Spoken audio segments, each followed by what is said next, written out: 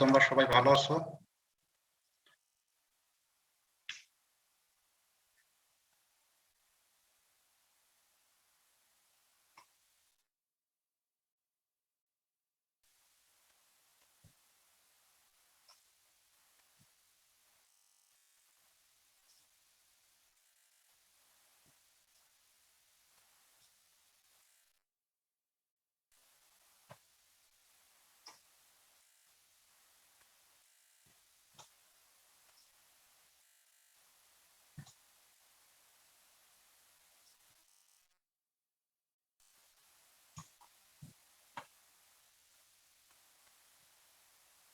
তোমরা কি আমার শেয়ার স্ক্রিন দেখতে পাচ্ছ? জি স্যার। আচ্ছা, আমরা আজকে কলামের স্ট্রেন ডিজাইন মেথড শুরু করব।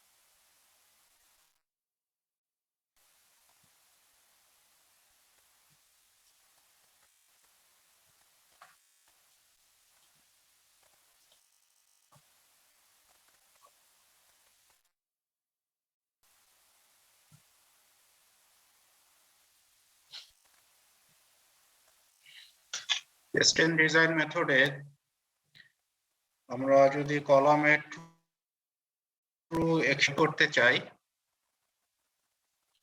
যেটাকে theoretical ultimate strength or nominal strength হিসেবে ডিনোট করা হয়, তাহলে তার ফর্মুলা হলো 0.85 F prime C AG minus AST plus FY।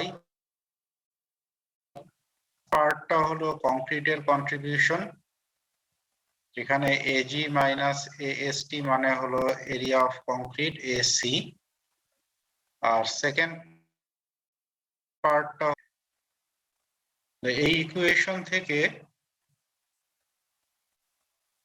যদি AG কমন নিয়ে নেওয়া হয়, ফর্ম করে এভাবে লেখা যায়, AG কমন নিয়ে নিলাম, তাহলে AG divided by AG 1 AS rho G longitudinal reinforcement ratio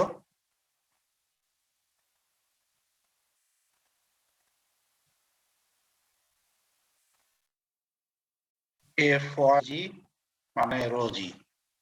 তাহলে রিফর্ম করে এটাকে এভাবেও এক্সপ্রেস করা যায়, সেম ইকুয়েশন। তাহলে এটা হচ্ছে তোমার নমিনাল স্ট্রেংথ হয়নি। তাহলে ডিজাইন স্ট্রেংথ বের করার জন্য এখানে যখন তুমি স্ট্রেংথ,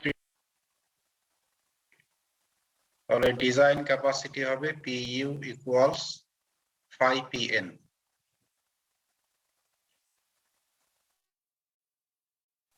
কলামের ক্ষেত্রে 0.75, টাইট কলামের ক্ষেত্রে 0.65। তাহলে এখানে একটা ব্যাপার লক্ষণীয় হলো, বিম বা স্ল্যাব ডিজাইন করার ক্ষেত্রে অর্থাৎ ফ্লেক্সরাল ডিজাইনের ক্ষেত্রে স্ট্রেংথ রিডাকশন 0.9। ইভেন বিমে যখন আমরা শিয়ার স্ট্রেন্থ ডিজাইন করেছি 7.5। কলামের ক্ষেত্রে আমরা দেখতে পাচ্ছি সেই ভ্যালুটা অনেক বেশি কনজারভেটিভ। টাইট কলামের ক্ষেত্রে পর্যন্ত রয়েছে। সো একটা বেসিক কোশ্চেন হলো যে এই স্ট্রেন্থ রিডাকশন ফ্যাক্টরের ভ্যালুটা কেন এত conservative in comparison two partially answer তোমাদের কিছুটা জানা আছে, আমি কিছুটা ডিসকাশন করেছি কেন স্ট্রেন্থ রিডাকশন ফ্যাক্টরটা কলামের ক্ষেত্রে এত বেশি কনজারভেটিভ। স্যার কলামের ক্রিটিক্যাল ফেলার যাতে না হয় এই জন্য কনজারভেটিভ ডিজাইন করা হয়। আচ্ছা, আর এটা একটা কারণ। Any other reason? ফিল করলে স্যার গ্লোবাল ফেলিয়ার হয়, আর কলামের স্ট্রাকচারাল ইম্পর্টেন্সটা স্যার অন্যান্য মেম্বার থেকে সবচেয়ে বেশি স্যার, দ্যাটস ওয়াই অনেক বেশি, রাইট? এটা একটা কারণ, ইম্পর্টেন্ট কারণ। আর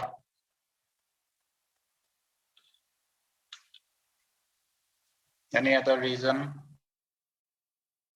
you can remember?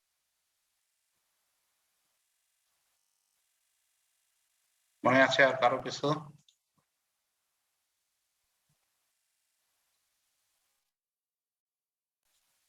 Difficulties in construction or difficulties in compaction, beam এবং depth হওয়ার কারণে সেখানে যত কনভেনিয়েন্টলি কংক্রিটটাকে কম্প্যাক্ট করা যায় during pouring or during concreting, একটা ন্যারোয়ার স্পেস দিয়ে কংক্রিটিং করতে হয় এবং যার রিলেটিভ ডেপথ অনেক বেশি, সেই একই লেভেলের হলে কলামে অনেক বেশি এফোর্ট দিতে হবে, অনেক বেশি কেয়ারফুল থাকতে হবে। এখানে কেয়ারফুলনেসের অভাব হলে নেগলিজেন্সি সেই স্ট্রেংথ পাওয়া যাবে না যদি ঠিকমতো কম্প্যাকশন না হয়। So there are few other reasons আমরা ডিসকাশন করেছি, আরো কিছু রিজন রয়েছে। তো ফর্মালি যদি এটা বইয়ের ম্যাককর্মেকের বইয়ের পেজ নাম্বার 270 কথাগুলোই ফর্মালি ওখানে পাওয়া যাবে, in addition to some other reasons. তাহলে এই পর্যন্ত আমরা যেটা দেখি সেই নমিনাল স্ট্রেংথ থেকে যখন আমরা ডিজাইন স্ট্রেংথে আসবো তার সাথে স্ট্রেংথ রিডাকশন ফ্যাক্টর মাল্টিপ্লাই করতে হবে। A truly concentric column is nearly impossible. So column generate করবেই। তো প্রিভিয়াস যে বিল্ডিং কোড গুলো ছিল মেম্বার ডিজাইন করার ক্ষেত্রে একটা মিনিমাম এক্সেন্ট্রিসিটির ভ্যালু ধরে তোমাকে ডিজাইনের জন্য কোন এক্সেন্ট্রিসিটির ভ্যালু বলে দেওয়া হয়নি, বলা হয়েছে যে কনসেন্ট্রিক লোড, যে কিছু এক্সেন্ট্রিসিটি তোমাকে ওখানে ধরে ডিজাইন করতে হতো। সেই এক্সেন্ট্রিসিটির ভ্যালুটা হলো স্পাইরাল কলামের ক্ষেত্রে আর টাইট কলামের ক্ষেত্রে কলাম ডাইমেনশনের 1%, 10%, বাট কোন ক্ষেত্রেই 1 ইঞ্চের কম।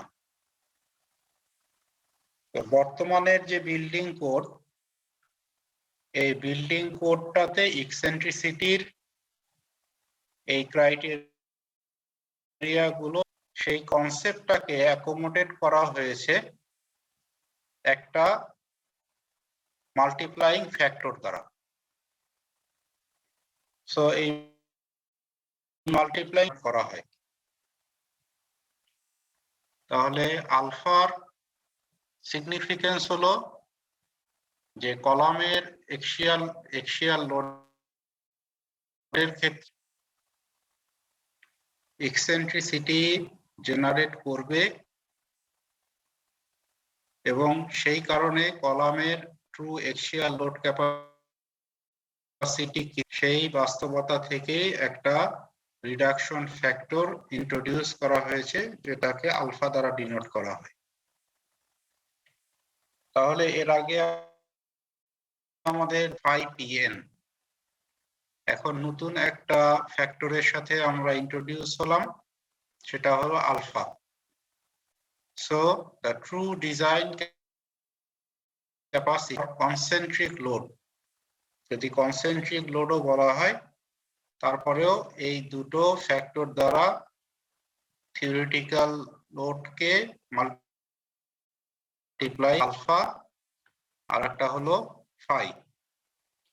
ফাই এর ভ্যালু অলরেডি আমরা লাস্ট স্লাইডে দেখেছি, স্পাইরাল কলামের ক্ষেত্রে 0.75, আলফার ভ্যালু হলো স্পাইরাল কলামের ক্ষেত্রে 0.85, টাইট কলামের ক্ষেত্রে 0.8। যে স্পাইরাল এবং টাইট কলামের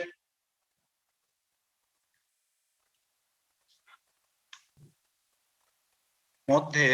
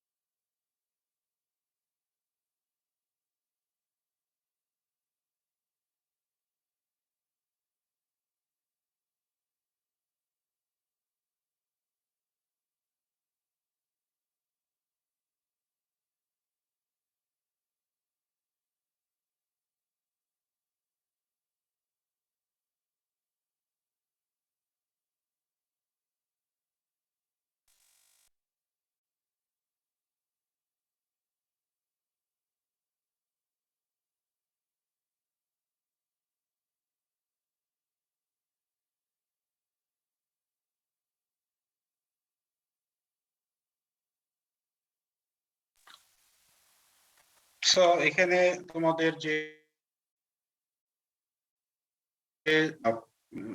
attention দিতে বলছি সেটা হলো, if you compare the factors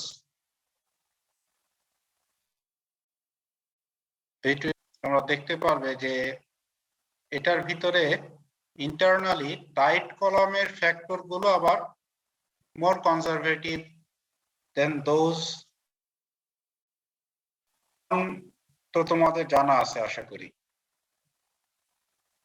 কেউ একটু রিভাইজ করতে পারবে কেন টাইট কলামের ক্ষেত্রে ফ্যাক্টর গুলো আরো কনজারভেটিভ কেন? পাশাপাশি স্যার দুই পাশে যে রিইনফোর্সমেন্ট মানে হচ্ছে ওই দুইটার মধ্যকার স্পেসিং হচ্ছে হলো অনেক বেশি থাকে, আর স্পাইরালটা আপনার হচ্ছে হলো অনেক বেশি কনফাইনমেন্ট প্রোভাইড করে।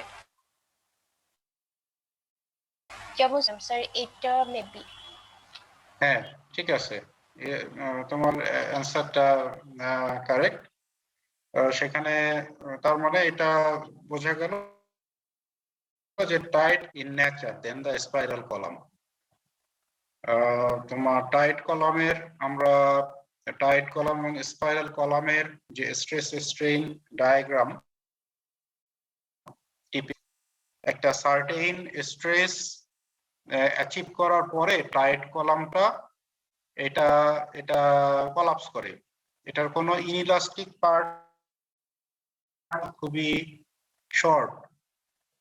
On the other hand spiral column হয়তো বা একই লোড বা একই স্ট্রেস ক্যারি করছে, বাট ইট ইলংগেটস ফর অর্থাৎ এর ফেইলিউর মোডটা অনেকটা ডাকটাইল। তো এই গ্রেটার ব্রিটলনেস এর কারণে টাইট কলামের ফ্যাক্টর গুলোকে এখানে, তার মানে হলো যে একই ডাইমেনশনের একটা টাইট কলাম আমরা ধরে নিচ্ছি বা অ্যাসিউম করে নিচ্ছি যে সেটা একই ডাইমেনশনের একটা স্পাইরাল কলাম, সেটা আমরা এই ফ্যাক্টরের ভিতরে সেটাকে কনসিডার করে নিচ্ছি।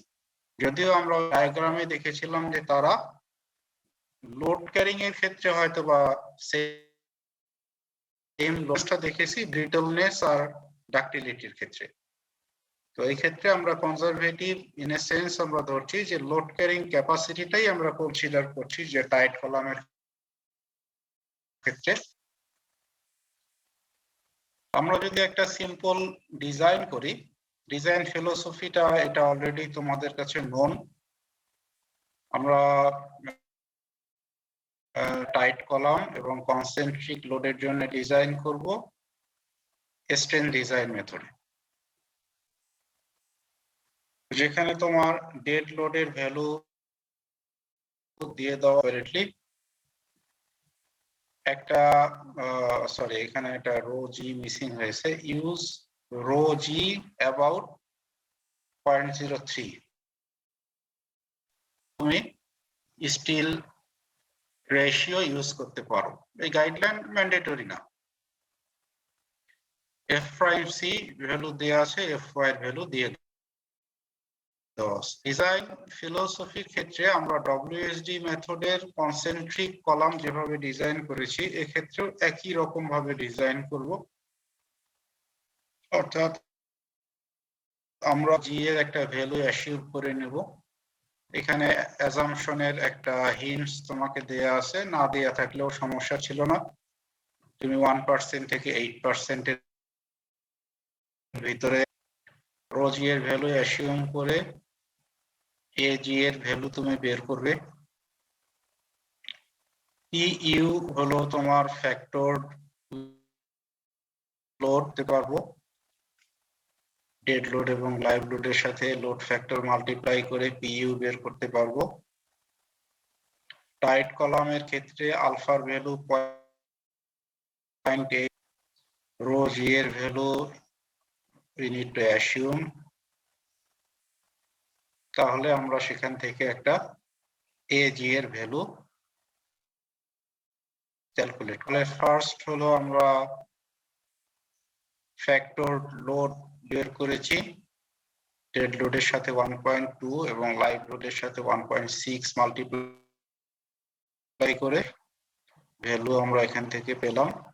এই ভ্যালুগুলো যদি ইকুয়েশনে বসিয়ে দেই তাহলে বসালে আমরা অনলি আননোন হিসেবে থেকে যাবে APU 688, alpha known, phi known, AZ unknown, 0.85, F prime C assumed, Fy given, rho G assumed. So এই ইকুয়েশনটাকে যদি আমরা সলভ করি এর একটা ভ্যালু এখান থেকে পাবো। সেই এজি যেহেতু এটা একটা স্কোয়ার কলাম, তার মানে তোমার ব্রেডথ এবং উইথ দুইটাই জি কে যদি আমরা স্কোয়ার রুট করি তাহলে তার কাছাকাছি একটা ভ্যালু নিয়ে আমরা কাজ করতে পারি। 216 পয়েন্ট সামথিং আসে। আমি এখানে 17 নিয়েছি, তুমি অন্য কিছু নিতে পারো। তোমরা এর আগেও দেখেছো যে যদি বড় নেই তাহলে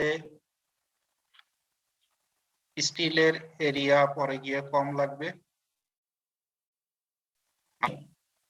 তাহলে পরে গিয়ে স্টিলের এরিয়াটা বেড়ে যাবে।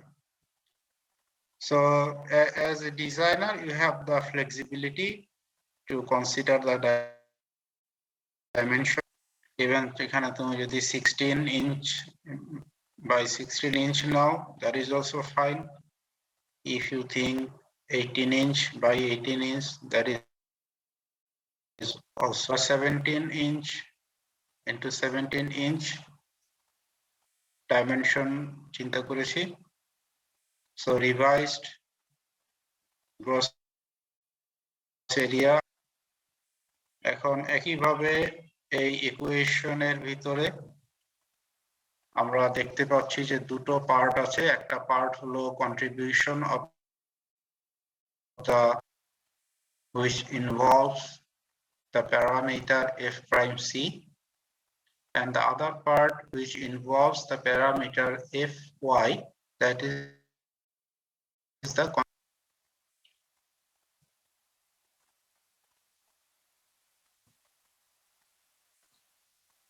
so first carrying load, তাহলে এখানে সবগুলো প্যারামিটার মাল্টিপ্লাই করেই নিয়ে আসতে হবে। এখানে আবার কেউ ভুল করো না, সহজ প্রবলেম। তাহলে contribution of concrete PUC equal to 0.8 multiply 0.65 multiplied by AZ multiplied by 1 minus rho g। তাহলে পুরো পার্টটাই হলো কন্ট্রিবিউশন অফ দা কংক্রিট। তাহলে সবগুলোই ভ্যালু আমাদের একটা ভ্যালু পাবো, এটা হলো কংক্রিটের কন্ট্রিবিউশন। এখন টোটাল যে লোডটা রয়েছে 608 কন্ট্রিবিউশনটাকে মাইনাস করি, তাহলে আমরা স্টিলকে কি পরিমাণ লোড ক্যারি করতে হবে সেটা পেয়ে যাব। So the remaining load is 688 minus 496 equals 192 kips.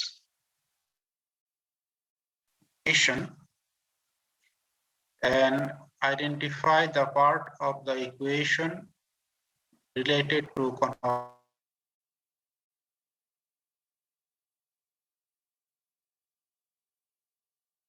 multiplied by AG multiplied by FY rho g. That is the part of the load to be carried by steel. তাহলে এখানে রো জি যেহেতু আমাদের এখন, এই কারণে আমরা রো জি কে আবার কনভার্ট করে AST তে নিয়ে আসবো। একই ইকুয়েশন আমরা প্রয়োজনে AST বাই AG এই ফরম্যাটে আমরা রাখতে পারি, সেম ইকুয়েশন।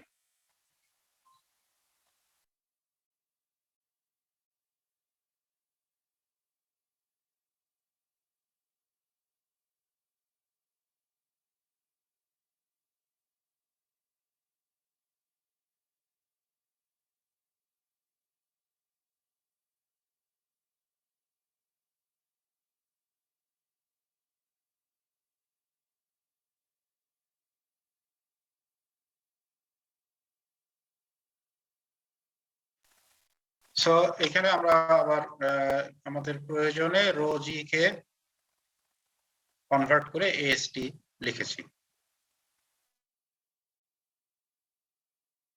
তাহলে এখানে AST বের হচ্ছে 6.15 ইঞ্চি স্কয়ার। এটাকে এখন নাম্বার অফ স্টিলে কনভার্ট করি। স্কোয়ার কলামের ক্ষেত্রে নাম্বার অফ স্টিলে যে জিনিসটাতে তোমাকে লক্ষ্য ফেসে যেন সমান পরিমাণ স্টিল থাকে। স্কোয়ার কলামের ক্ষেত্রে আমরা কিন্তু স্কোয়ার কলাম ডিজাইন করছি, কাজেই সব ফেসে, তার মানে হলো স্কোয়ার কলামের ক্ষেত্রে নাম্বার অফ স্টিল হবে মাল্টিপল অফ 4, 4 এর মাল্টিপল, অথবা 16টা অথবা 20টা, 4 এর মাল্টিপল হতে হবে, আদারওয়াইজ তোমার এটা সমান হবে না।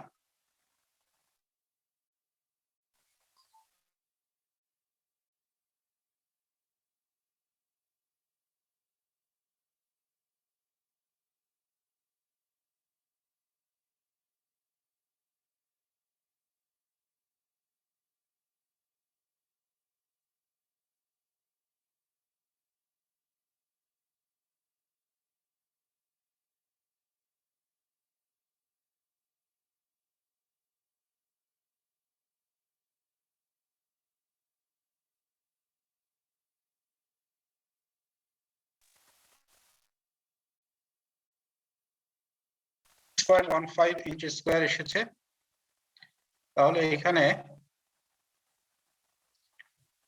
আমি 8টা 8 নাম্বার 25 মিলিমিটার, তাহলে 8 নাম্বার 25 মিলিমিটার বার নিলে তোমার এরিয়া আসে 0.79 ইন্টু 8, তো যেটা আমাদের রিকোয়ার্ড স্টিলের কাছাকাছি, এবং রিকোয়ার্ড স্টিলের থেকে অবশ্যই তোমার প্রোভাইডেড যে স্টিল এটা রিকোয়ার্ড এর সমান হবে না। তো 8টা 25 মিলিমিটার বার ইউজ করেছি এবং রোজই 1 থেকে 8% এর ভিতরে আছে কিনা, তাহলে 1 থেকে 8% এর ভিতরে এটা রয়েছে। ডিজাইন করব, তাহলে আমাদের টেন্টেটিভ সাইজ হলো 17 ইঞ্চ বাই 17 ইঞ্চ, 8টা ওভার দ্য 4 ফেসেস। আমরা টাই রিইনফোর্সমেন্ট ডিজাইন করব। এখন টাই রিইনফোর্সমেন্ট ডিজাইনের ক্ষেত্রে নাম্বার লংজিটুডিনাল বারের সাইজ পর্যন্ত আমরা নাম্বার 3 বার অর্থাৎ 10 মিলিমিটার বার টাই হিসেবে রাখতে পারি। আবার বারের সাইজ যদি তোমার নাম্বার 10 ইকুইভ্যালেন্ট টু 32 মিলিমিটার 5 এই পর্যন্ত হয়, তাহলে নাম্বার 3 ইকুইভ্যালেন্ট টু 10 মিলিমিটার 5 রাখতে পারি। যদি লংজিটুডিনাল থেকে বড় হয় তাহলে আর 10 মিলিমিটার বার ইউজ করা যাবে না টাই হিসেবে, তখন তার থেকে বড় সাইজের বার ইউজ করতে হবে, বার টাই হিসেবে ইউজ করতে হবে। আমাদের এটা যেহেতু 32 মিলিমিটারের থেকে কম আছে, লংজিটুডিনাল বারের সাইজ ইউজ করতে পারি। আমরা 10 মিলিমিটার বার টাই হিসেবে নিচ্ছি। তো টাই বার ডিজাইনের ক্ষেত্রে তোমরা জানো যে 3টা ক্রাইটেরিয়া রয়েছে।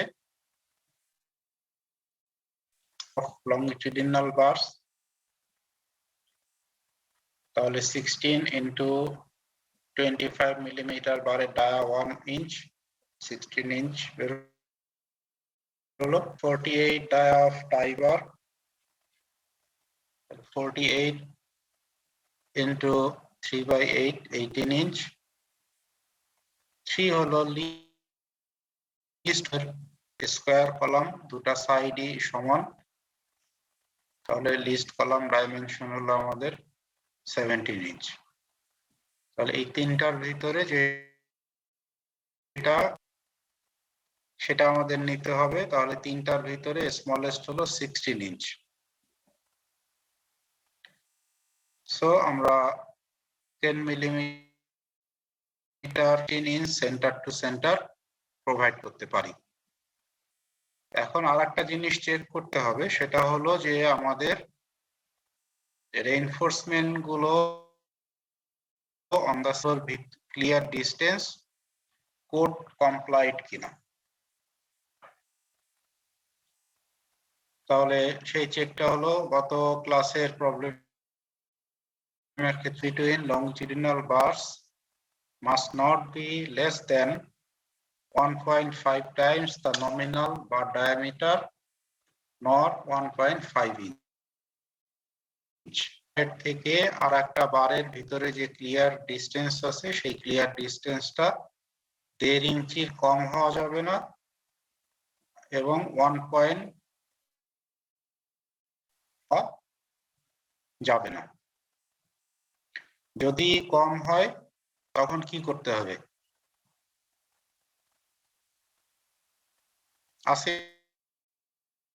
লংগিটিউডিনাল বারের সাইজ বেশি দিতে হবে, বড় সাইজের দিতে হবে যাতে কম রিইনফোর্সমেন্ট লাগে।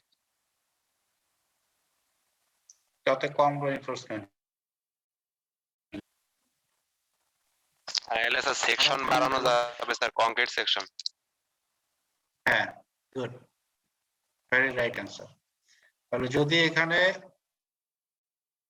মিলে যে স্পেস কম হয়ে যাচ্ছে তাহলে একটা সলিউশন হলো যে কংক্রিটের ডাইমেনশন বাড়াতে হবে, আর আরেকটা সলিউশন হলো যে এই বার দিয়ে বারের সংখ্যা কমায় দেয়া, এরিয়া ঠিক রেখে স্টিল এরিয়া ঠিক রেখে বারের সংখ্যা কমায় দেয়া। সেটা যদি সম্ভব না হয় থাকলো সেটা হলো যে সেকশনের সাইজ বাড়িয়ে দেয়া। সেকশনের সাইজ বাড়িয়ে দিলে আমাদের ভিতরে স্পেস বেড়ে যাবে। আমরা আগে চেক করে দেখি এই লংজিটিউডিনাল বার্স ক্রস ডাইমেনশন হলো 17 ইঞ্চ মাইনাস দুই পাশ থেকে ক্লিয়ার কভার হবে, তাহলে 2 into 1.5 বাদ দিলাম। এরপরে দুই পাশ থেকে বাদ দিবে হলো 2 টাইমস, তাহলে টাই বারের ডায়ামিটার হলো 3/8, দুইটা বার আছে তাহলে 3/8 মাল্টিপ্লাই 2 মাইনাস লংজিটিউডিনাল বার একটা ফেসে 3টা বার আছে তাহলে 3টা বারের ডায়ামিটার। তাহলে বাদ দিলে কি বের হলো? বাদ দিলে বের হলো এই স্পেসটা এবং এই 2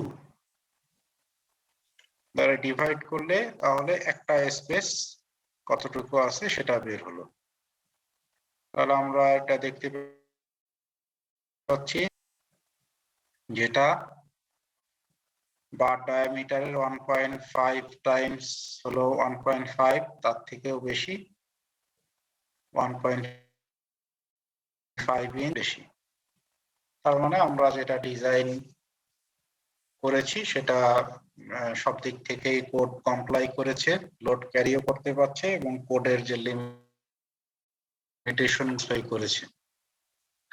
So 17 inch by 17 inch is your section, reinforced with 8 numbers 25 millimeter bars, clear cover, and the tie reinforcement is 10 millimeter phi at 16 inch center to center. Okay. Sir column area এরিয়ার কতটুকু বাইরে বা যাওয়া যেতে পারে, কম বেশি হতে পারে, কোনো ব্যাপার আছে? সেকশন যেটা আরেকবার বলো করে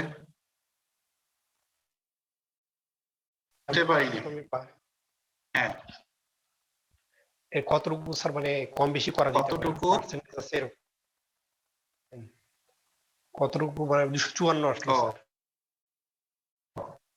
এই ধরনের কোনো লিমিটেশন নাই এখানে। শুধুমাত্র একটা জিনিসই দেখতে হবে, সেটা হলো যে আমি সেকশনটা অনেক সেকশন বাড়িয়ে দিলে তোমরা দেখতে পারবা যে সেকশন যখন বাড়াবো তাহলে কংক্রিটের কন্ট্রিবিউটরি লোডটা বেড়ে যাবে। স্টিলের কন্ট্রিবিউটরি লোড যদি কমে যায় তাহলে স্টিল এরিয়ার রিকোয়ারমেন্টটাও কমে আসবে। স্টিল এরিয়ার রিকোয়ারমেন্ট কমে আসলে আমার এখানে রো জি এর ভ্যালুও কমে যাবে, আবার স্টিলও কমে আসতেছে। ডিনোমিনেটর বাড়ছে আর নিউমারেটর কমে যাচ্ছে, তাহলে আমার রো জি এর ভ্যালু কমে যাবে। তোমার রয়েছে যে 0.01 এর নিচে যাওয়া যাবে না, 1% এর নিচে যাওয়া যাবে না। তাহলে এইটা তোমার একটা বর্ডার লাইন, তাতে এমন বেশি বাড়ানো যাবে না যেটাতে স্টিল রেশিও 1% এর থেকে নিচে চলে আসে। ঠিক আছে? জি স্যার।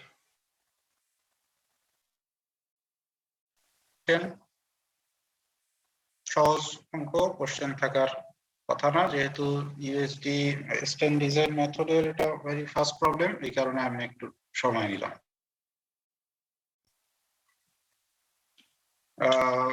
আজকে খুব বেশি ক্লাস নিব না, আর হয়তো 5 মিনিটস নিব। আমরা একটা জিনিস ইন্ট্রোডিউস করব তোমাদের। এই মেথড বা স্ট্যান্ড ডিজাইন মেথডে চলে এসেছি। তো তোমাদেরকে বলেছিলাম যে আজকের ক্লাস থেকে তোমাদের সাথে 3টা জিনিস রাখতে হবে। কয়েকটা গ্রাফ বলে দিয়েছিলাম।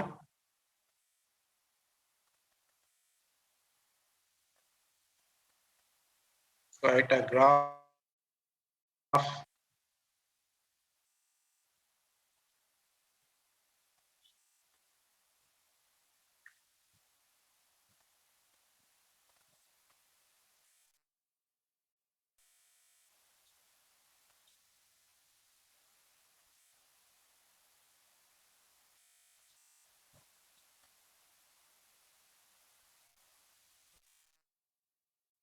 থেকে সম্ভবত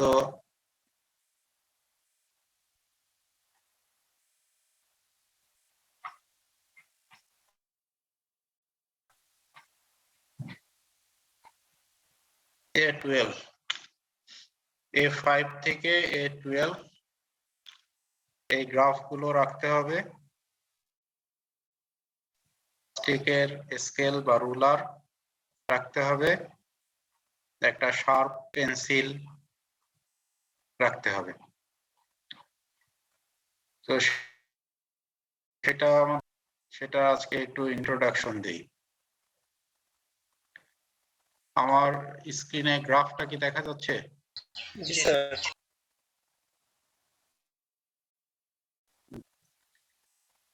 খুবই এট এ গ্লান্স দেখে মনে হয় যে খুবই কমপ্লিকেটেড একটা গ্রাফ। হরিজন্টাল, ইনক্লাইন্ড, আবার কিছু লাইন আছে নন লিনিয়ার। এট এ গ্লান্স খুবই কমপ্লিকেটেড একটা গ্রাফ মনে হতে পারে। একটু সিম্পলিফাই করব।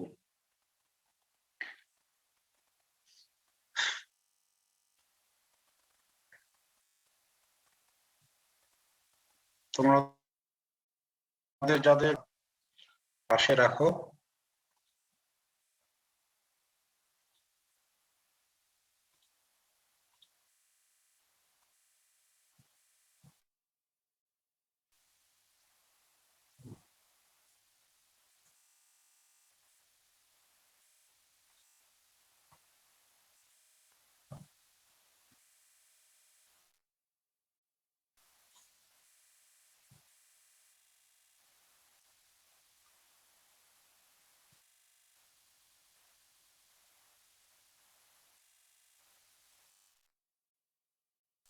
শুরু করতে যাচ্ছি, যেটার আজকে একটু ইন্ট্রোডাকশন তোমাদেরকে দেব, সেটা হলো স্ট্যান্ড ডিজাইন মেথডে কম্প্রেশন প্লাস বেন্ডিং। এখানে বেন্ডিং আর একটা হবে বাইএক্সিয়াল বেন্ডিং। ইউনিএক্সিয়াল বেন্ডিং যে কোনো একটা অ্যাক্সিসের অ্যাবাউটে বেন্ডিংটা হবে, আর বাইএক্সিয়াল বেন্ডিং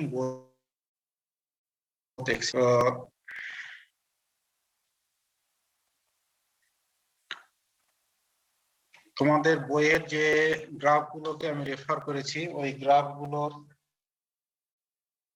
গ্রাফ।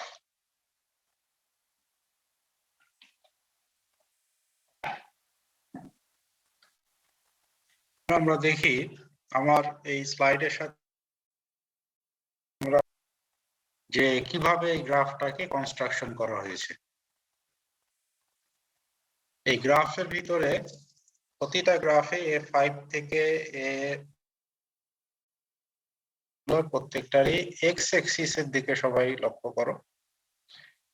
এক্স এক্সিসে যে ভ্যালুটা রয়েছে সেই ভ্যালুটা হচ্ছে Rn দ্বারা এক্সপ্রেস করা আছে এবং সেই value by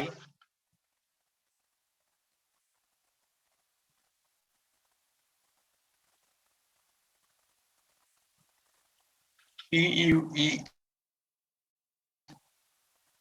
F prime C A G H এর সবগুলো টার্ম তোমাদের পরিচিত। PU distance reduction factor, F prime C জানো তোমরা, AG জানো, H হলো dimension of the column X axis এ।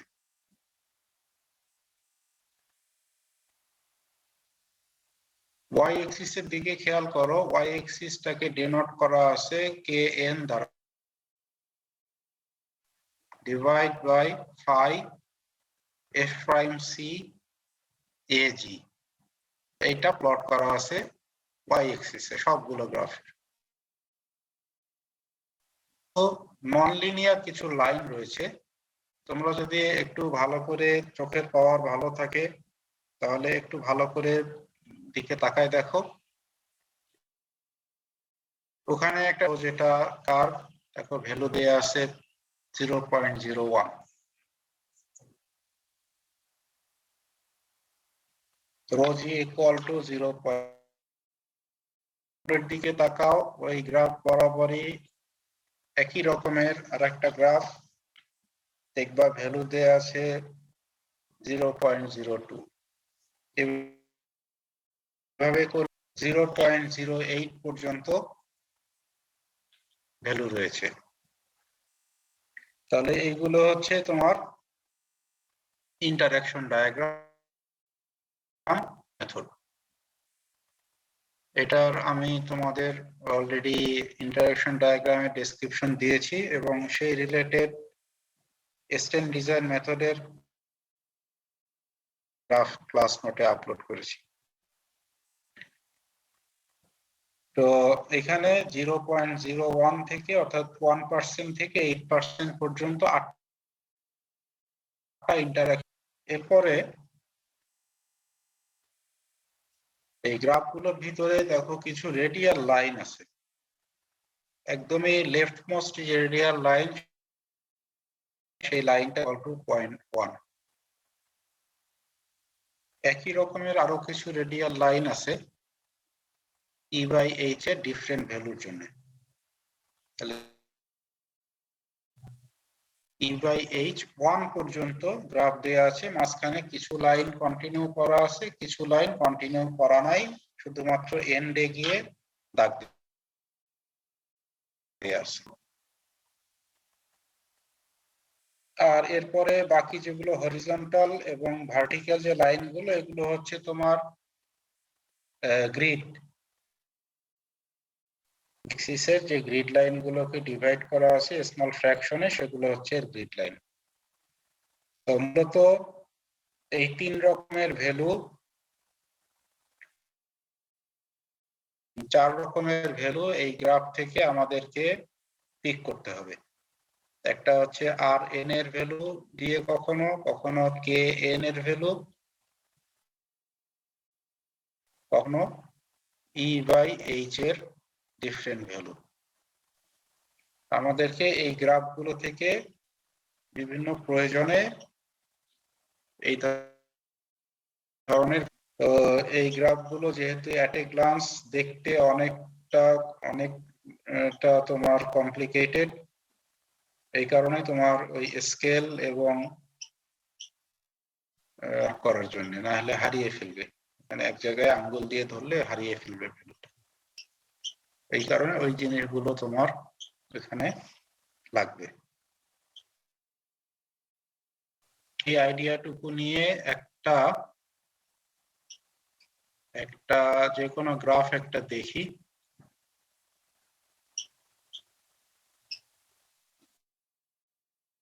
ধরো A5, গ্রাফ A5।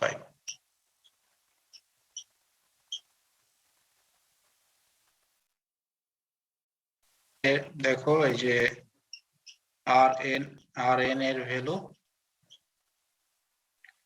0 থেকে শুরু করে 0.65 পর্যন্ত রয়েছে, 0 থেকে শুরু করে 2 পর্যন্ত রয়েছে at various small division। Rho g এর ভ্যালু 0.01 থেকে শুরু করে E by H এর ভ্যালু 0.1, 0.2, 0.3, 4, 0.5, এরপর এটা 0.6, এটা হলো 0.7। তো এই ভ্যালুগুলো এখানে রয়েছে। উপরে তোমার গ্রাফগুলোর ভিতরে পার্থক্য সবগুলো গ্রাফেই তোমার f প্রাইম c এর ভ্যালু 4 ksi এবং fy এর ভ্যালু 60 ksi আছে সবগুলো গ্রাফে। গ্রাফে f প্রাইম c এবং fy এর ভ্যালু সেম। ডিফারেন্স রয়েছে গামার ভ্যালুতে, যেমন গ্রাফ a5 এটা a6 এ যায়, গামার ভ্যালু 0.7। যদি এর পরেরটাতে আসি, গামা ভ্যালু 0.9। ঠিক আছে। আচ্ছা, এখন এই A5, 6, 7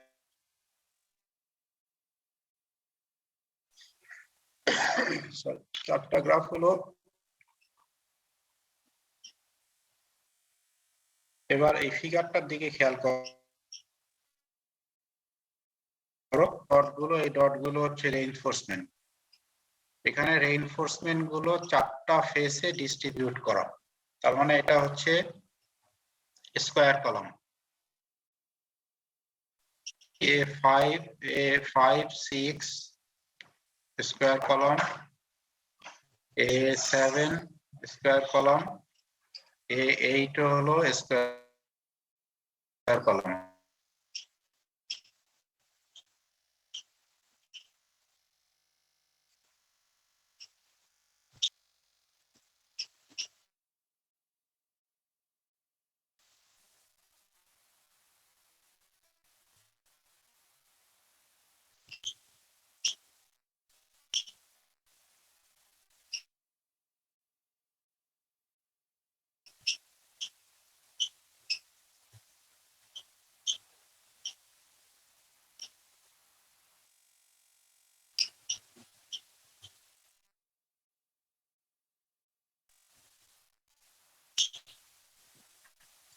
এরপরে 5, 6, 7, 8 গেল। তাহলে 5, 6, 7, 8 এর ভিতরে চারটাই হচ্ছে স্কয়ার কলাম। আমরা নেক্সট ক্লাসে শিখব।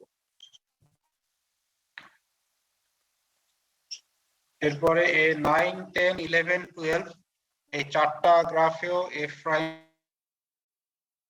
c চারটাতে চার রকম 0.6, 0.7, 0.8, 0.9 এবং এই কলামগুলো হচ্ছে রেক্টেঙ্গুলার কলাম অথবা স্কয়ার সাইজে। রেইনফোর্সমেন্টটা হলো দুইটা ফেসে, রেইনফোর্সমেন্টটা শুধুমাত্র দুটো অপোজিট ফেসে দেয়া। তাহলে রেইনফোর্সমেন্ট গুলো যদি 7, 8 ওই চারটা গ্রাফের ভিতর থেকে যেটা অ্যাপ্রোপ্রিয়েট, আর এনফোর্সমেন্ট গুলো যদি দুইটা অপোজিট ফেসে থাকে তাহলে ইউজ করব 9, 10। সিমিলার গ্রাফ রয়েছে 13 থেকে, এগুলো হচ্ছে সার্কুলার কলামের জন্য।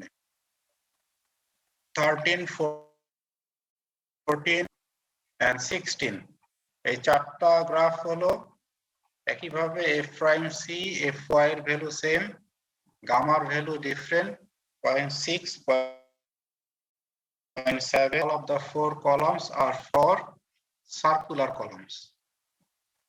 তাহলে গ্রাফগুলো সম্পর্কে একটা প্রিলিমিনারি ইন্ট্রোডাকশন তোমাদের হলো। নেক্সট থেকে ভ্যালু পিক করে ডিজাইন করতে হবে।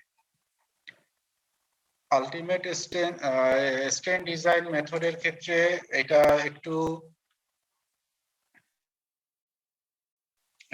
ইন দ্যাট সেন্স যে এখানে তোমার WSD মেথডে যেমন শুধুমাত্র ফর্মুলা ইউজ করেই ডিজাইন বা অ্যানালিসিস করা যায়, স্ট্যান্ড ডিজাইন মেথডে তোমাকে ডিজাইন বা অ্যানালিসিস করার জন্য যেখানে একই সাথে কম্প্রেশন প্লাস বেন্ডিং থাকে কলাম যেগুলো, সেটা অ্যানালিসিস বা ডিজাইন করার জন্য শুধুমাত্র ইকুয়েশনের উপরে ডিপেন্ড করে সলভ করা যায় না। এখানে তোমাকে ইন্টারঅ্যাকশন ডায়াগ্রাম থেকে ভ্যালু নিয়ে কাজ করতে। এখনকার যে ডিজাইন, সেই ডিজাইনে আমি অবশ্যই তোমাদেরকে সাজেস্ট করব যে তোমরা অলওয়েজ, আমরা শেখার জন্য WSD মেথড শিখছি, কিন্তু ডিজাইন যখন আমরা করব আমরা অবশ্যই,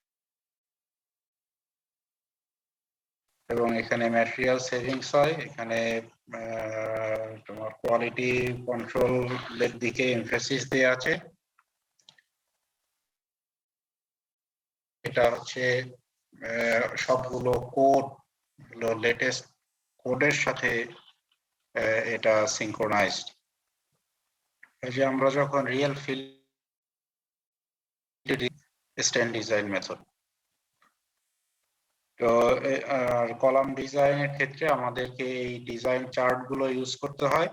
ডিজাইন চার্ট ইউজ করে ডিজাইন করতে হয় এই কলামের এইগুলো করার পরে, যেটা হলো যে আসলে স্ট্যান্ড ডিজাইন মেথডে কলামের ক্ষেত্রে স্ট্রেট ফরওয়ার্ড ডিজাইন মেথডই নাই। প্রিলিমিনারি ডিজাইন করে তোমাকে অ্যানালিসিস করতে হয় যে ওটা ঠিক আছে কিনা, মানে স্ট্রেট, যেমন আমরা এখন একটা স্ট্রেট ডিজাইন করলাম কনসেন্ট্রিক লোডের জন্য ডিজাইন করেছি। স্ট্যান্ড ডিজাইন মেথডে কলামের ক্ষেত্রে এরকম স্ট্রেট ফরওয়ার্ড ডিজাইন মেথড নাই। এখানে একটা প্রিলিমিনারি ডিজাইন করতে হয়, তারপরে সেই সেকশনটা তোমাকে ডিক্লেয়ার করতে হয় যে তোমার ডিজাইনটা ঠিক আছে কিনা।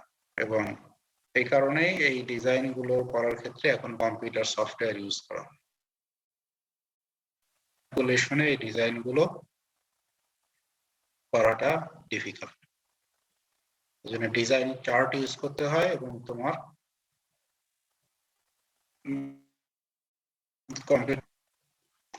আজকের ক্লাস আমি এখানেই শেষ করব। If you have any question you can ask in 1 or 2 minutes.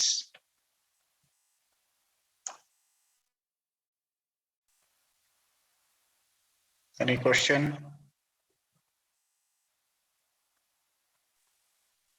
Sir Okay. Sir এই আমাদের সিটির জন্য নিচ্ছি, কিন্তু মানে অনেক সময় যে সাপোর্টে যে মোমেন্টটা আসে ওইটা তো স্যার কলামের উপর দিয়ে যায়, ওই মোমেন্টের জন্য কি ডিজাইন মেথড কি পুরো আলাদা? না, ডিজাইন মেথড সেম, এটাই ডিজাইন মেথড। ডিজাইন আমরা যেটা এখন যেটা শিখছি ডিজাইন মেথড এই একটাই। স্যার, এবং ওই যে মোমেন্টের কথা তুমি বলছো ওই মোমেন্টটাকে কনসিডার করেই নেওয়া হয়। এখানে আমাদের এখন তো তোমার করা হয় বিশেষ করে লোড ক্যালকুলেশন বা মোমেন্টটাকে বের করে নেওয়ার জন্য, যেটা এখন করা হয় সেটা হলো ধরো স্টার্ট প্রোতে বা ইট্যাপসে বা বিমের জন্য তুমি মোমেন্ট পেয়ে যাচ্ছ, লোড লোড লোড ওখানে দিয়ে তুমি মোমেন্ট পেয়ে যাচ্ছ, মোমেন্ট পেয়ে গেলে তুমি সেই ডিজাইন অথবা স্টার্ট প্রো বা ইট্যাপস এর একটা ডিজাইন দিয়ে দেয়, ওখানেও একটা ডিজাইন পাওয়া যায়, কিন্তু সেটা যেহেতু সফটওয়্যার তোমার এরর আসতে পারে, এই জন্য সফটওয়্যারে ডিজাইন করলেও অবভিয়াসলি তোমাকে সেই ডিজাইন গুলো ম্যানুয়ালি চেক করতে হবে। ওখানে ডিজাইন পাওয়া যায়, এটা ঠিক না। তুমি ইট্যাপস থেকে তোমার যে বিম বা কলাম সেগুলোর মোমেন্ট সহ সেকশন সহ সবকিছুই পাওয়া যায়। তারপরে বেস্ট প্র্যাকটিস হলো যে তোমার ওইখান থেকে মোমেন্টটাকে নিয়ে তুমি নিজে তোমার ডিজাইন ফর্মুলা ইউজ করে ঠিক আছে। বলো, কে বলছিলাম? স্যার আমাদের যে নতুন গেজেটেড বিএনবিসি হয়েছে এখানে কি স্যার ডাব্লিউএসডি মেথডটা রাখা হয়েছে না এটা আমি জাস্ট ওই গেজেটটায় তোমাদের সাথে কথা হলো মনে হয় কবে, সেই দিনই হাতে পেয়েছি, ওই ভিতরে আমার দেখা হয়নি, ওটা দেখতে হবে একটু।